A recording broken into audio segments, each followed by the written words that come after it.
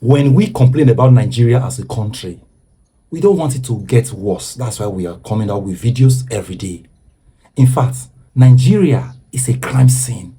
And the problem is there's nobody investigating the crime. Just look at this video. Just watch what this man is saying. In Katsina. The government paid about 10 million for bandits to go to Saudi Arabia for Hajj. How can you be a murderer? You don't have any.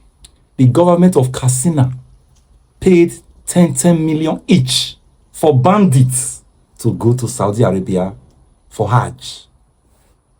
That's the headline. Let's get more. And then they take you to Makkah and call you Al-Hajj. And then they allow you to fly from Nigerian airport and come back from Nigerian airport. And these are people who not only kill civilians, but they kill also the military. Audu Lankai is one of the biggest bandits. But this Audu Lankai, he entirely. This man has long made this statement and nobody has picked him up. He's saying the truth. DSS will not talk about this. They will pay deaf ear to this. But you criticize this government, call Tinubu a name, you'll be picked up. Imagine that situation. Bandits, they pass through Nigeria airports. They were cleared on airport. And these are wanted, so-called wanted names. He's mentioning the names. They went to Mecca so that they can be called Al-Haji. You remember years ago, during Buhari, bandits they will come from bush. They will be, that's it they call Durban. They will be, their head will be tied in a ceremonial way. They call it Durban in the north. It's a big celebration. Bandit leaders were Durbaned. And they will come from bush with their guns, with their everything. They will go back to the bush. Everything will be videoed. This was Buhari time. Now Tinubu time. Bandits are now going on Mecca. And according to him, these are names that have been declared wanted. There are no names. These bandits, they've unalived people over and over. They've massacred families, communities. Communities are at their mercies. These same bandits were paid 10 million each for them to go to Mecca so that they can be called Al-Haji. This is not from me. This is not from me. This is why I said Nigeria has become a crime scene and nobody, no police investigation, no EFCC investigation, no DSS investigation concerning the crime that is being perpetuated in Nigeria today. Listen. It's a fact. That's what he said. The government sit with him. Government allow committee to go and sit and do this kind of things with them. And the government knows some of this kind of thing. Even the case of Muhammad Danfulani, who captured General. Who captured General Danfulani? He was having discussions with the government up to the time he captured Rabbit. Yes, he has been. They said that he was a nice person. They can be able to communicate with him. He will help them to stop some of the bandits when they come. And this boy, Hamza, he is 22 years old. And he is operating with Osho. That is his gang of friends. And Osho is 24. And all of them were trained by Barao, who is from Ntumaki. And this Muhammad is from Karadua in Musa local government. And they are all alive. They are all alive. Their parents are alive. Everybody knows. And where these people were staying, these terrorists, they are not in the bush or in the rocks. They are staying in the land. So they know. So when they capture this man, if they wanted, they know the bandit leaders. In fact, it is alleged in Katsina, the government paid about 10 million for bandits to go to Saudi Arabia for Hajj. You are making grievous allegations. Yeah, that's it. It's an allegation. It's an You allegation. heard about it or someone showcased the evidence? No, of let them say that some of these big bandits like Manori, like this guy around Ronka area, And many of them are in Saudi Arabia. I didn't know that they are back.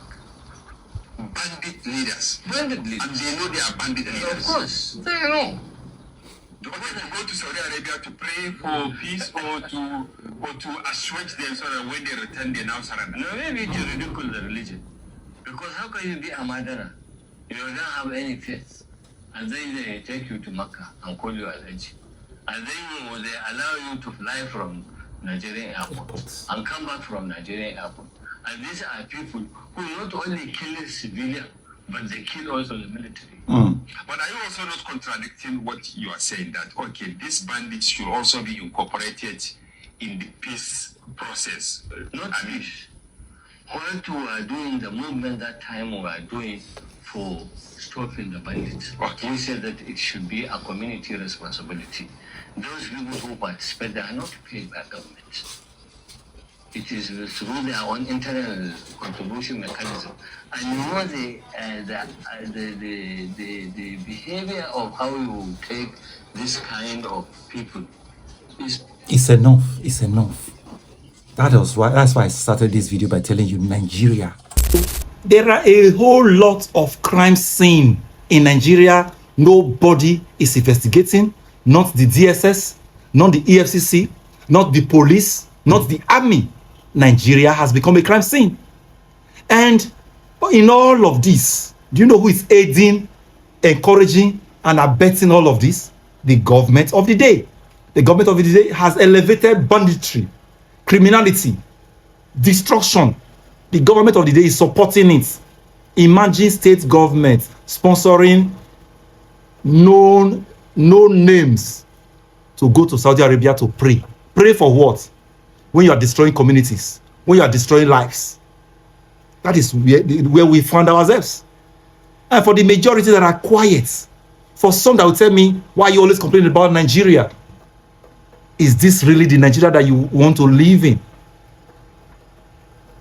Where bandits are elevated to do whatever they want to do, and you are getting poorer and poorer every day? No, that is not the Nigeria I want for myself. That's not the Nigeria I want for my children.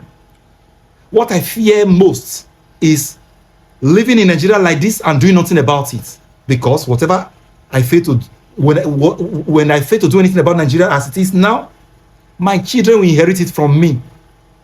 What will I tell my children? I never planned any of this video. It became a thing of challenge that if it is just video alone, just try and be doing your own bits. Nigeria has become a crime scene, and somebody said the president has done his own bits. No, everything starts and ends on the desk of the president, because constitutionally he is the chief security of this country. Section 14 subsection 2b assigned that to him, that the primary responsibility of government of Bola Ahmed Tinubu is the security of lives and property. And what do we have today? Government is doing nothing about it. 40-something school teachers and children, they are still in bush. They are still in the hand of the kidnappers in Oyo State. In Oyo State, till today, almost 50 days after, a lot of kidnappings are happening in every state. The government is doing nothing about it. And you think your life will just continue like that. Some Nigerians are just living like that. They think it's supposed to be like this. This is a dysfunctional society. We must say no to a dysfunctional society. A government that is clueless. A government that is complicit. The government is part and parcel of the insecurity of Nigeria today. Please like this video. Share this video for more people to see it. Thank you very much. My name is Barrister Oseobo. Thanks for watching.